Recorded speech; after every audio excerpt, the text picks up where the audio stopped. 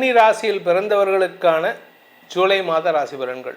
கன்னி ராசியை பொறுத்த வரைக்கும் உங்கள் ராசிக்கு 10ஆம் இடத்துல குரு இருந்த வரைக்கும் பதவியில் மாற்றத்தை கொடுத்துருப்பார். சில பேர்த்துக்கு வேலை போயிருக்கும், சில பேர்த்துக்கு புதுசாக வேலை கிடச்சிருக்கும்.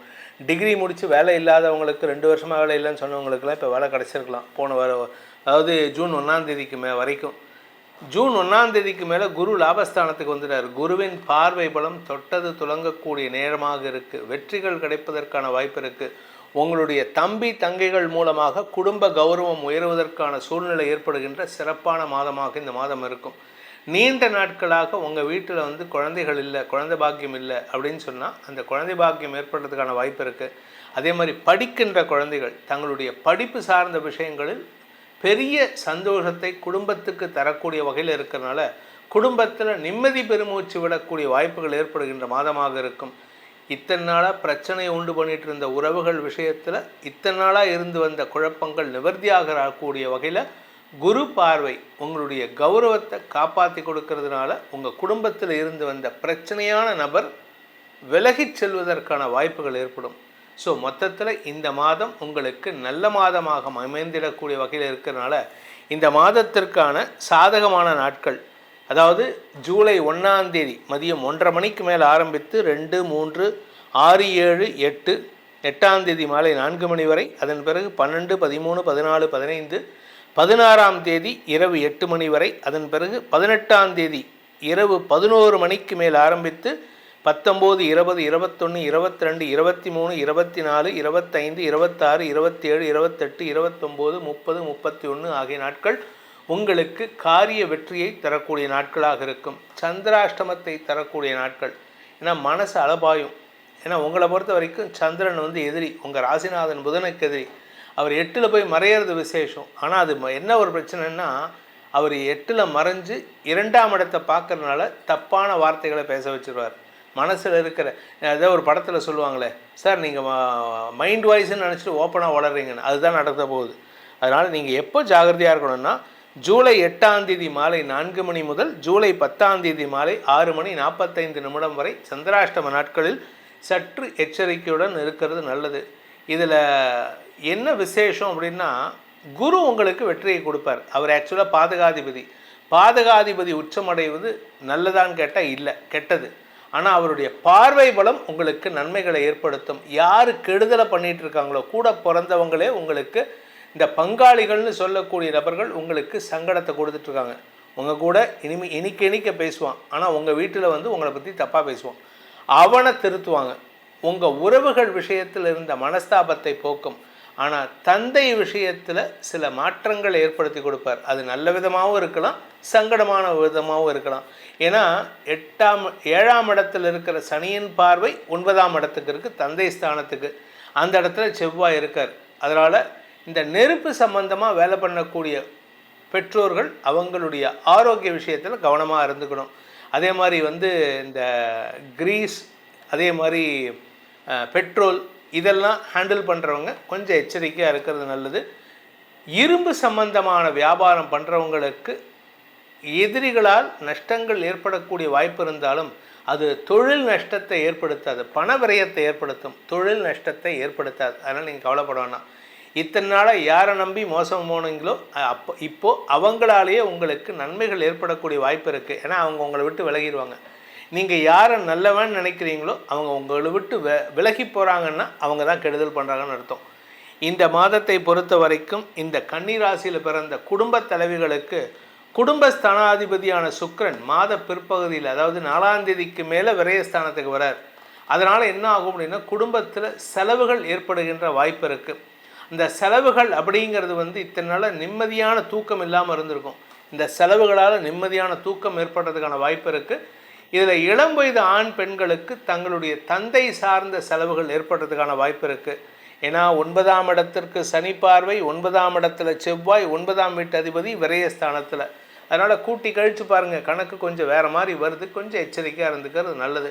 இந்த மாதத்தை பொறுத்த வரைக்கும் உங்களுக்கு கன்னி ராசியில் பிறந்தவங்களுக்கு கலைத்துறை நண்பர்களுக்கு வெளிநாட்டு பிரயாணம் ஏற்படக்கூடிய சூழ்நிலை இருக்குது.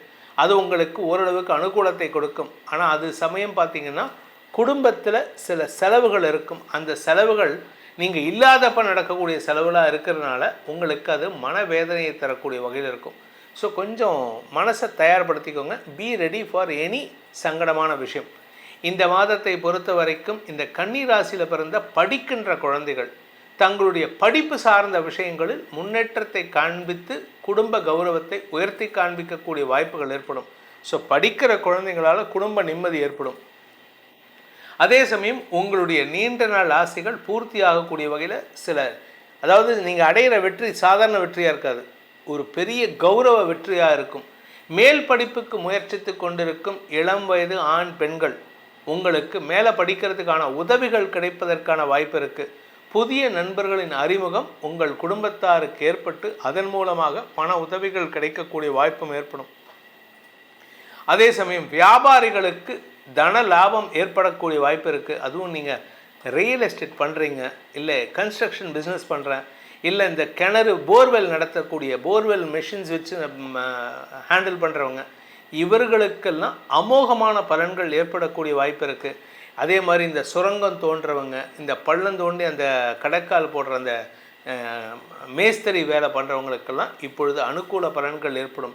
அதாவது நிலத்துக்கடியில் வேலை பண்ணுற விஷயம்லாம் இப்போ அமோகமாக இருக்கக்கூடிய வகையில் இருக்குது. அதே சமயம் பார்த்திங்கன்னா இந்த ராசியில் பிறந்த குடும்ப தலைவிகள் தங்களுடைய குடும்பம் சார்ந்த விஷயங்களில் பண வருமானம் ஏற்பட்டதுக்கான சூழ்நிலை இருந்தாலும் மனசில் ஒரு விதமான பாரம் இருந்து கொண்டே இருக்கும். ஏன்னா 7ஆம் இடத்துல சனி, 7ஆம் இடத்துல சனியின் பார்வையில் செவ்வாய். அதனால் எந்த ஒரு விஷயத்துக்கும் போராடி தான் நீங்கள் ஜெயிக்கிற மாதிரி இருக்கும். குடும்ப தலைவிகள் சற்று போராட்ட குணத்துடன் செயல்படுவது நல்லது. இந்த கன்னி ராசியில் பிறந்த உத்தியோகஸ்தர்களுக்கு உத்தியோக ரீதியாக மாற்றங்கள் ஏற்படக்கூடிய வாய்ப்பு இருந்தாலும் மேலதிகாரிகள் விஷயத்தில் தேவையற்ற மனஸ்தாபங்கள் ஏற்படும். ஆனால் புதுசாக வேலைக்கு சேர்றீங்க அப்படின்னா வேறு ஊருக்கு போயிட்டீங்கன்னா நல்லது. இடமாற்றம் ஏற்படணும். ஒரு இடத்துல சொந்த வீட்டில் தூங்க மாட்டீங்க, வாடகை வீட்டுக்கு வேறு இடத்துக்கு போய் தூங்கணும்.